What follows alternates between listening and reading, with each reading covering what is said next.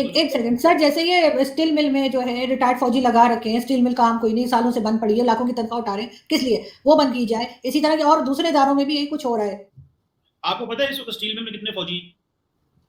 मैंने काउंट नहीं किया, मैं हेड की बात कर रही हूँ। नहीं, आपको पता है कि स्टील मिल में, आपने कहा स्टील मिल में जो फौजी हैं उनको निकाले। स्टील मिल में मैं हेड की बात कर रही हूँ, जो हेड लगा रखे हैं आपने स्टील मिल में, रिटायर्ड फौजी। रिटायर्ड फौजी कौन है वो? कौन है वो? आप बताए ना, आपने सवाल किया, मैं तो आपसे पूछ रहा हूँ। नहीं, मैं तो आपसे ये पूछ रही हूँ, नहीं, मैं तो आपसे सर ये पूछ रही हूँ कि जो रिटायर्ड फौजी इदारों में लगा रखे हैं हर जगह पे, चाहे वो स्टील मिल हो, स्टील मिल के लिए भी आया था कि उनकी जो है दोबारा से उनका जो टेन्योर है या जो उनकी एक्सटेंशन उनकी रहती थी, दोबारा से दी है। सुने, नहीं, मैं सर मेरा इंटरव्यू नहीं हो रहा सर, आपका हो रहा है, आप मुझको क्रॉस क्वेश्चनिंग नहीं कीजिए, वो जब आपके शो में आऊंगी तब कीजिएगा, तब मैं अच्छे से बताऊंगी। लेकिन अभी आप बताइए कि अगर इन लोगों से तनख्वाहें इनकी कम करें, इनकी आधी करें, आप अपने खुद के खर्चे कम करें ना, हुकूमत भी और फौज भी। सुने बाबू को बात सुने। आपने एक क्वेश्चन बनाया और उस क्वेश्चन में आपने ये कहा कि ये जो स्टील मिल में फौजी लगे हुए हैं, ये जो आपसे मैं ये पूछ रहा हूँ, कौन से ऐसे को 5 अदारे बताएं जहां पे फौजी लगे हुए हैं और मामला खराब, बताए ना जरा।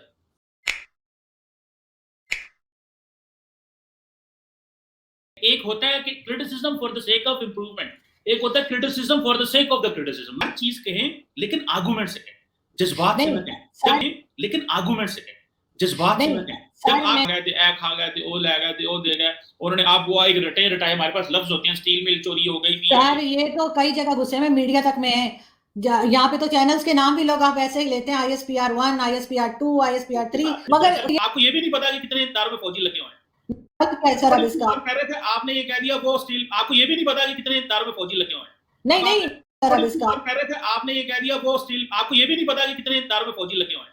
नहीं, आप मुझे बुलाइए, मैं आपको फुल लिस्ट दूंगी, आपके शो में बताऊंगी, अपने शो में आपका इंटरव्यू हो रहा है सर, मेरा नहीं हो रहा। चाहिए आप मुझे बुलाइए, मैं आपको फुल लिस्ट दूंगी, आपके शो में बताऊंगी, अपने शो में आपका इंटरव्यू, आपको लिस्ट चाहिए, आपको फुल लिस्ट चाहिए, आप मुझे बुलाइए, मैं आपको फुल लिस्ट दूंगी, आपके शो में बताऊंगी, अपने शो में आपका इंटरव्यू हो रहा है सर, मेरा। आप रिसर्च करें, चेक करें और अपने पास लिख के रख ले, मैं अगली दफा आपसे पूछ सकता हूँ। आप रिसर्च करें, चेक करें और अपने पास लिख के रख ले, मैं अगली दफा आपसे पूछ सकता हूँ। आप रिसर्च करें, चेक करें और अपने पास लिख के रख ले, मैं अगली दफा आपसे पूछ सकता हूँ। आपने चेक करना है, क्योंकि आप जब तनकीद करें तो उसके पास डाटा भी होना चाहिए, उसके पास इंफॉर्मेशन भी होनी चाहिए। ए नहीं कि सिर्फ सुना के उधर वो टीवी पे बैठ किसी ने कह दिया, सुन लिया और कहा जी चलो कि मैं भी कह दूं कमर सीमा है टीवी पे। लाखों की तनख्वाहें लेते हैं, चाहे वो स्टील मिल हो, चाहे वो PIA हो या कोई और इदारा, लेकिन हमारे दोस्त मानते नहीं है, कहते नहीं जी ऐसी कोई बात कुछ नहीं है, आप हमें सबूत दीजिए, आप हमें डिटेल बताइए, आप हमें नाम बताइए। तो चलिए आज हम आपको थोड़े से नाम बता ही देते हैं, और इससे हो सकता है कि कुछ भला हो जाए आपका, हो सकता है कि कुछ आप लोगों की आंखें खुल जाएं, ज्यादा नहीं मगर थोड़ा बहुत तो हम भी बता सकते हैं। खैर वरना बाकी डिटेल्स भी आपको मिल जाएंगी, लेकिन क्योंकि शो का टाइम लिमिटेड होता है तो इस वजह से हम आपको थोड़ी सी डिटेल्स यहाँ पे जरूर देंगे। खैर हम चलते हैं और हम आपको बताते हैं कि जी जनरल अफजल, बिल्कुल जी, इन साहब ने जो है, जैसा कि सब जानते हैं कि कोरोना के जमाने में बहुत पैसा कमाया, और वहां से हुआ ये कि जी इन्होंने ये कहा कि तकरीबन 25 लाख रुपीस जो है वो एक पेशेंट पे लगा। पता नहीं उसको कौन सी मेडिसिन दे रहे थे, कौन सी वैक्सीन लगा रहे थे, जो 25 लाख पर पेशेंट इन्होंने कहा कि खर्च हुए। कवर तो मुझे भी हुआ था, लेकिन मुझे तो कोई इंजेक्शन नहीं लगा। तो खैर इससे पता ये लगा कि बहुत ज्यादा करप्शन की गई, और ये इमरान खान के जमाने में हुआ, जिस वक्त इमरान खान प्राइम मिनिस्टर थे। और उसके बाद बस एक दो दिन ये खबर चली है, और उसके बाद आप तो जानते हैं ना, सब कुछ कारपेट के नीचे, ना कोई पूछेगा, ना कोई बताएगा, और ना कोई कुछ कहेगा, कुछ भी नहीं हो रहा। और उसके बाद इनकी बात गई, फाइल गई हवा में। लेकिन खैर कोई बात नहीं, हमें याद है और हम ऐसी बातें बहुत याद रखते हैं। दूसरी तरफ हम चलते हैं और हम आपको बताते हैं, बिल्कुल बिल्कुल जी, ये इन्हें कौन नहीं जानता, आसिम सलीम बाजवा। आसिम सलीम बाजवा के कितने पिज्जा फ्रेंचाइज हैं, सभी लोगों को मालूम है कि 100 से ऊपर है वो नंबर, और अब तो इस्लामाबाद में भी जो है वो पापा जॉन्स पिज्जा आपको मिल सकता है। अब ये पैसा कहां से आया? आसिम सलीम बाजवा को CPAC का चेयरमैन लगाया गया था, जहां से वो लाखों की तनख्वाहें उठा रहे थे, और बहुत सी पैसे कारपेट के नीचे भी जा रहे थे। और इसके बाद उनके इतने ज्यादा उनके बिजनेसेस का पता चला, और बड़ी जी ले दे हुई, बड़ा पूछा गया कि ये क्या हो रहा है, ये क्या हो रहा है, ये क्या हो रहा है। फिर इमरान खान साहब भी उस टाइम पे थे, उन्होंने कहा कि जी बताओ कि ये पैसा मतलब कहां से आया, क्या हुआ। तो उसके बाद आप जानते हैं कि आसिम सलीम बाजवा ने कहा अब्बा डब्बा जब्बा। और जब आसिम सलीम बाजवा ने कहा अब्बा डब्बा जब्बा, तो बस इमरान खान साहब ने कहा कि बिल्कुल ठीक है, एकदम सही कह रहे हैं, मैं बिल्कुल जी सेटिस्फाई हूं आपके जवाब से। इस तरह से आसिम सलीम बाजवा भी 9-2-11 हो गए। अब हम जी चलते हैं अगले, अब जाहिर है हमारे जो अगले कैंडिडेट हैं, हमारे जो अगले विनर है उनकी तरफ। और ये जो मैं पिक्चर आपको दिखा रही हूँ जी, ये जी वापडा जो है उसके चेयरमैन रहे हैं। और इनके साथ जी हुआ ये, इन्होंने जो किया वो मैं आपको अभी 1 मिनट में बता रही हूँ कि जी बिल्कुल वापडा केस में ये साहब काम करते थे और ये भी हमारे रिटायर्ड फौजी हैं और इनके ऊपर भी जो है बहुत लंबी चौड़ी करप्शन के इल्जामात हैं, यानी कि इन्होंने भी वहां से बेशुमार पैसा बनाया। लेकिन सोचने वाली बात ये है कि आखिर ये वापडा में कर क्या रहे थे। जाहिर है जनरल साहब अगर वापडा में थे तो वापडा तो एक सिविलियन इदारा है और एक सिविलियन इदारे में ये फौजी आखिर कर क्या रहे थे। जाहिर है फौजी हैं, मौज तो कर नहीं रहे होंगे।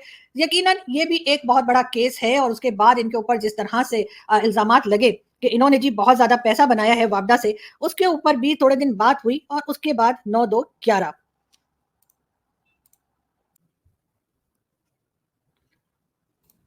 जी, तो हम आपको बता रहे थे बिल्कुल जी कि ये हैं जी लेफ्टिनेंट जनरल मुज़म्मिल हुसैन और इनके ऊपर कुछ ज़्यादा नहीं, वापडा में ये थे यानी कि अगेन सिविलियन जो है उनकी जगह पे ये रिटायर्ड आर्मी ऑफिसर लग गए थे और लाखों की तनख्वाह तो खैर उठा रहे थे, सो उठा रहे थे, मगर इसके साथ-साथ 753 मिलियन डॉलर्स की करप्शन का इल्ज़ाम भी इनके ऊपर है। और जैसा कि आप जानते हैं 2 दिन बात हुई, 4 दिन बात हुई, उसके बाद इनकी फाइल भी गई 9-2-11 और ज़ाहिर है अगर कोई सिविलियन होता तो उसको तो पकड़-पकड़ के पूछते, बताओ ये पैसा कहाँ गया? लेकिन ज़ाहिर है कि लेफ्टिनेंट जनरल मुज़म्मिल हुसैन साहब से भला कौन पूछता।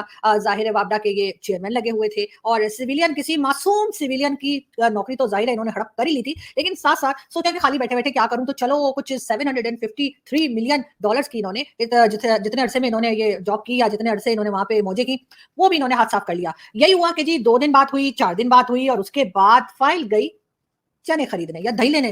तो जी बिल्कुल ऐसा ही हुआ और उसके बाद फिर कोई पूछ-गछ नहीं की गई। इसके साथ-साथ जी पीआईए में यानी कि जो हमारी एयरलाइन है पीआईए जिसके अक्सर पायलट के पास जो है आप जानते हैं कि किस तरह की फेक डिग्रीज़ हैं, ये भी एक मशहूर किया गया था और मुझे लगता है ऐसी कोई बात नहीं है। क्योंकि ऐसा थोड़ी कि हमने कोई रिक्शा चलाता हुआ बुलाया और उससे कहा जी जहाज उड़ाने आते तुम्हें? तो उड़ा लो। तो लेकिन ख़ैर ये एक अलग डिबेट है और इस पे हम फिर कभी रोशनी डालेंगे। अभी फ़िलहाल हम बात कर रहे थे कि जी वहाँ पर एयर मार्शल अरशद मलिक साहब हैं जो कि पीआईए के बने हुए कर्ता-धर्ता और जैसे कि आप जानते ही हैं कि पीआईए भी जो है वो वहाँ पे भी किसी सिविलियन को होना चाहिए था। ये एयर मार्शल साहब का वहाँ काम नहीं था। लेकिन ज़ाहिर है सिविलियंस की नौकरियों पे इनका हक होता है, ये नहीं करेंगे तो आखिर कौन करेगा?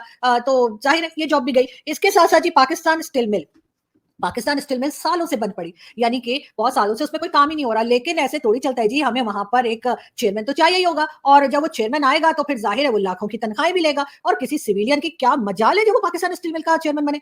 तो इसी तरह से जी वहाँ पे भी ब्रिगेडियर रिटायर्ड शुजा हसन साहब को रखा गया और इन्होंने जी लाखों की तनख्वाहें उठाई और जी बड़ी मौजा ही मौजा, है ना? मौजा ही मौजा वो करके और जी एक बार एक्सटेंशन भी मिली इनको, यहाँ तक कि इनकी जॉब खत्म हो रही थी। इनका जो टेन्योर था एक तरह से स्टील मिल में हवा खाने का, यानी जैसे स्टील मिल में काम ही कोई नहीं हो रहा, वहाँ के चेयरमैन थे, लाखों की तनख्वाहें ले रहे थे। लेकिन फिर इन्होंने कहा कि जी मैंने घर नहीं जाना, तो इनको 1 साल की एक्सटेंशन और दी गई। तो ये भी एक मेरे ख्याल है सिविलियन जॉब में ही आ जाता है। नादरा, जी बिल्कुल, नादरा जहाँ से आईडी कार्ड्स बनते हैं, पाकिस्तान के लोग जो पाकिस्तान में रहते हैं, उनका आइडेंटिटी कार्ड बनाता है नादरा और ये भी एक सिविलियन इदारा है।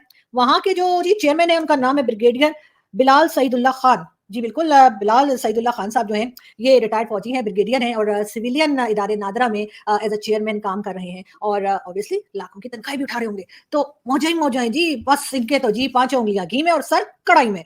तो जी आगे चलते हैं हम, उसके बाद जी स्पार्को भी जो है यानी कि ये जी नेशनल स्पेस एजेंसी है और उसमें जी मेजर जनरल अमीर नदीम साहब जो हैं, वो बैठकर हवा खा रहे हैं और ज़ाहिर है ये भी सिविलियन जॉब है और यहाँ पर भी रिटायर्ड फौजी जो हैं वो मौजूद हैं और कह रहे हैं कि हाँ जी बताओ क्या काम है? क्या नाम है तुम्हारा? कितने पकौड़े खाए तुमने? बिल्कुल जी, तो ये वहाँ पर भी मौजूद है। इसके अलावा मैं आपको बताती हूँ जनरल बिलाल अकबर, बिल्कुल जी, बिलाल अकबर साहब जो हैं ये रहे।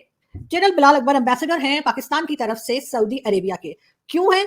मुझे तो नहीं पता, लेकिन यहाँ पे भी किसी सिविलियन का होना चाहिए था। रिटायर्ड जनरल्स और ब्रिगेडियर्स और ये सब लोग जो हैं हमारे ये एम्बेसडर बनने चले हैं और सिविलियन क्या करें? मेरा ख्याल है ये ब्लडी सिविलियंस जो है ना, ये घर बैठे। इसलिए कि ना सिर्फ सऊदी अरब में मैं आपको बता दूँ Brunei, Jordan, Syria, Sri Lanka, Ukraine, Maldives, Nigeria और लीबिया में भी हमारे आर्मी ऑफिसर जो रिटायर्ड हैं, उनको लगा दिया गया एज़ एम्बेसडर। तो ज़ाहिर है कि जो सिविलियंस हैं, वो तो गए ना घास काटने। बिल्कुल जी, ये सारी सूरत-ए-हाल है और उसके बाद जी उनके बिज़नेसेस भी इनके बेशुमार हैं। खैर वो हम आपको फिर अगले एपिसोड में बताएँगे कि कौन-कौन से बिज़नेस करते हैं। मगर करें तो क्या करें? आखिर आप ही लोग बताइए ना कि आखिर किया क्या जाए? अगर ये बेचारे ये सब कुछ ना करें, इसलिए कि ज़ाहिर है आर्मी जो है वो डायरेक्ट पावर में तो आ नहीं सकती पाकिस्तान में। अगर आ गई तो उससे ये होगा कि फंड्स बंद हो जाएँगे। ठीक है? वो कहेंगे जी ये आर्मी जो है ये तो मतलब गवर्नमेंट चला रही है, तो इसको फंड जो है वो ज़ाहिर है गड़बड़ हो जाएगा। बाकी कंट्रीज़ जो हैं, जो बाहर से हम कहते हैं ना चाइना से दे दो, अमेरिका से दे दो, सऊदीया से दे उधर से भी थोड़ी गड़बड़ हो जाएगी। तो लेकिन करें तो क्या करें? अगर इमरान खान को हटाते हैं, तो घर में बीवी-बच्चे नाराज़ हो जाते हैं। इसलिए कि वो कहते हैं कि भाई इमरान को लाओ तभी तो मेरे ये बच्चे जो हैं वो कहीं लगेंगे काम पे। तो ज़ाहिर है कि अब इमरान को भी लाना ज़रूरी है। उसके बाद ज़ाहिर सी बात है कि अगर हम आगे बढ़े और हम आपको ये बताएं कि ये ज़ाहिर लड़ाई तो कर नहीं सकते हैं, कई बार लड़ चुके हैं, इंडिया के साथ भी लड़ चुके हैं, कश्मीर भी नहीं ले सकते और बड़ा मुश्किल काम है वैसे जी कश्मीर लेना ना। देखें ना कितने सालों से हम कहते जा रहे हैं कश्मीर हमारा है जी, हमारी जो है ना वो शहरग है, ये है वो है, मगर खैर वो भी नहीं लिया जा रहा। अब करें तो क्या करें, खाली बैठ बैठ के ज़ाहिर है बिजनेस ही कर सकते हैं। तो बिल्कुल जी फौजी फाउंडेशन है तो ये है तो वो है। और सबसे अच्छी बात अब तो मटर छिलने भी शुरू कर दिए हैं, ये देखिए जी फौजी मटर। तो बहरहाल ये हम आपको आइंदा किसी और एपिसोड में इनके बिजनेसेस भी गिना देंगे, लेकिन थोड़ा सा मैंने कहा कि जैसा मैं आपको पहले बता रही थी कि ये कहाँ-कहाँ पे सिविलियन जॉब में है वो बताना चाह रही थी। लेकिन हमारी एक बहुत ज़बरदस्त किस्म की हुआ करती थी आसमा जहांगीर, जो कि लॉयर थी और बहुत ज़बरदस्त बात करती थी। वो हमारे फौजियों के बारे में या फौजी, मैं सब फौजियों की बात नहीं कर रही, मैं सिर्फ़ उन फौजियों की बात कर रही हूँ जो ये बड़े-बड़े जनरल्स हैं और ये जाकर जिस किस्म के बिज़नेसेस करते हैं और उसके बाद कोई भी पाकिस्तान में नहीं टिकता। कोई आइलैंड खरीद रहा है, तो कोई क्या कर रहा है, कोई कॉर्नर का प्लॉट ले रहा है, तो कोई फ्लैट खरीद रहा है यूके में, उनकी बात कर रही हूँ, आम सिपाहियों की नहीं। लेकिन आसमा जहांगीर क्या कहा करती थी, वो सुनिए। पाकिस्तान आर्मी ट्रेटर के बच्चे कहते थे, मगर मुझे पता है कि फौजियों की साथ ये जो पॉलिसी है, फौजीज डफर्स हैं, डफर्स, ये आप समझ लीजिएगा, ये सियासी डफर्स हैं। अगर आप इनकी पॉलिसी पे चलेंगे जैसे आप चलते रहे हैं तो मुल्क जो है वो किसी जगह नहीं जाएगा। मुझे नहीं परवाह अमेरिका क्या सोचता है, अफ्रीका क्या सोचता है, मुझे ये परवाह है कि हमारे मुल्क के लोग इस फौज से बचें। आज इस फौज ने हमें इस जगह पे खड़ा कर दिया है जहां पे इन्होंने टेररिज्म हर गली और मोहल्ले में फैला दिया है। ये उसको सपोर्ट करते हैं, ये उसको एनकरेज करते हैं और ये डिबेट को डिट्रैक्ट करते हैं। इनके ऊपर इन्होंने पूरी प्रोपेगेंडा मशीनरी डाली हुई है। ये हमारे, आज मैं सारे फौजियों को नहीं कहती हूं, मैं बेचारे आम जवानों को नहीं कहती हूं, मगर ये फौजी जर्नैल जो जाके सारा वक्त वहां पे गोल्फ खेलते हैं और गोल्फ खेल के और उसके बाद ठट्ठे मार के ये देखते हैं कि प्लॉट हमें कहां मिलेंगे। मुझे ये बताइए कि अब ये जो हुआ है कराची में, वहां पे शादी घर बना हुआ था, कभी ये सोचा है कि ऐसी सेंसिटिव जगह पे शादी घर बना हो? इन्होंने हमें सोचा है कि ये फौज ने हमें स्लेव्स बनाया हुआ है। ये वक्त आ गया है इनको कहने को कि प्लीज, ये हाथ जोड़ते हैं, बैरक्स में जाओ, हमारे बच्चों को यहाँ पे रहने दो, हम यहाँ पे खून खराबा नहीं चाहते। अगर आपको बहुत चाहिए सर पे कोई ताज तो जाएं, जाके लड़के कोई जंग जीत के दिखाएं। आपने कारगिल किया, आपने वो लाइट इन्फेंट्री वाले लोगों को मारा, आपको आदत पड़ गई है कि आप छोटे छोटे मुल्क के बच्चों को अपने सामने लाके उनको ह्यूमन शील्ड्स बनाते हैं। ना आप लड़ने जोगे हैं, ना आप मुल्क चलाने जोगे हैं, ना आप कोई पॉलिसी सही बनाने जोगे हैं। आप कब्जा ग्रुप है, इस मुल्क का कब्जा ग्रुप है और सियासतदानों को और हमें सबको। जी, तो ये थी आसमा जहांगीर साहिबा और जो कुछ ये कह रही थी, अब कहाँ तक कौन इनसे एग्री करता है, कौन नहीं। खैर मैं तो इनसे 100% एग्री करती हूँ, तो बिल्कुल ठीक कह रही थी। और ना सिर्फ ये कि मुख्तलिफ लोगों की जो ज़मीनें हैं, उस पे कब्ज़ा करके शादी हॉल बना रखे हैं, बल्कि और भी कई बिज़नेसेस हैं, जिसमें कि एक कराची में कहना चाहिए कि टैंकर्स आते हैं पानी के और वो भी कहा यही जाता है कि फ़ौज के अंडर है। कई रिटायर्ड फ़ौजी हैं जिनका ये बिज़नेस है, इसी वजह से कराची के नल में पानी नहीं आता। और अगर आप किसी के घर भी जाएँ, तो आपको यही सुनने को मिलेगा कि जी हमने टैंक ऑर्डर किया है, टैंकर आ रहा है पानी का। और तभी लोगों को पानी मिलता है, उसके बगैर पानी नहीं मिलता लोगों को। और इस तरह के जो टैंकर्स हैं, ज़ाहिर है बहुत-बहुत पैसा देना पड़ता है, लोगों को बहुत ज़्यादा इंतज़ार करना पड़ता है। लेकिन शायद ही कराची में, जो मेन सिटी है इस्लामाबाद की तरह से, कराची, लाहौर, इस्लामाबाद जो है, यहाँ पर आपको शायद ही कोई घर ऐसा मिलेगा, जहाँ पर आपको नल में खुद से, मतलब जैसे कहना चाहिए गवर्नमेंट की तरफ से जो पानी होता है, वो आता हुआ मिले। ये टैंकर्स ही हैं और ये लाखों, करोड़ों, बल्कि कहना चाहिए कि उससे भी ज़्यादा के पैसे ये बना रहे हैं। और ये बिज़नेसेस भी हमारे भाई लोग का है। ये बिज़नेसेस भी हमारे भाई लोग का है। मगर खैर कोई बात नहीं, इशारा सुनते रहते हैं कि अब यहाँ डीएचए बन रहा है, अब वहाँ डीएचए बन रहा है। डिफेंस हाउसिंग सोसाइटी, बहुत से लोग मुझे कहते हैं डीएचए से क्या बनता है, तो जी डीएचए का मतलब होता है डिफेंस हाउसिंग सोसाइटी और ये आर्मी ऑफिसर्स के अंडर होता है। बहुत ये ज़मीनें अपने नाम अलॉट करा लेते हैं और कई जगह पे जो है ये बता दिया जाता है कि बस ठीक है जी, ये हिस्सा जो है, ये प्लॉट जो है या ये कॉर्नर की जो जितने भी प्लॉट्स हैं, ये आर्मी के नाम कर दिए गए हैं। और इसी तरह की कई चीज़ों में ये लोग इन्वॉल्व पाए गए। मगर साथ-साथ ये है कि कौन इनको काबू करे, कौन इन्हें कंट्रोल करे, पॉसिबल नहीं है। जो भी सिविलियन या डेमोक्रेटिक गवर्नमेंट आती है पाकिस्तान में, वो उनके अंडर ही होती है, चाहे वो इमरान खान हो या चाहे वो नवाज शरीफ हो या जरदारी साहब हो। अभी भी हाल वही है कि इमरान खान को अगर थोड़ा सा भी भाई लोग की सपोर्ट हट जाए, तो इमरान खान कहीं नजर नहीं आएंगे। जो इमरान खान आपको बड़ा बढ़-बढ़ के बोलते हुए दिखाई देते हैं और ये कहते हैं कि जी मैंने फिर आना है, प्राइम मिनिस्टर बनना है, तो जाहिर है उनके सर पर भी आशीर्वाद जो है वो भाई लोग का है। और इसी तरह से नवाज शरीफ साहब को भी भाई लोग लाए थे और भाई लोग ने हटा दिया। तो ये कहना कि जी पाकिस्तान में इलेक्शंस होते हैं, लोग वोट डालते हैं, लोग के वोट की वजह से आते हैं, ये एक सफेद झूठ है। लोग निकलें या ना निकलें, वोट डालें या ना डालें, कोई फ़र्क नहीं पड़ता कि वो कहाँ वोट कास्ट कर रहे हैं और कहाँ वोट नहीं कास्ट हो रहा है, इसलिए कि जिसको लाना है, भाई लोग उसको ले आते हैं। ये कहना कि जी पाकिस्तान में इलेक्शंस होते हैं, लोग वोट डालते हैं, लोग के वोट की वजह से आते हैं, ये एक सफेद झूठ है।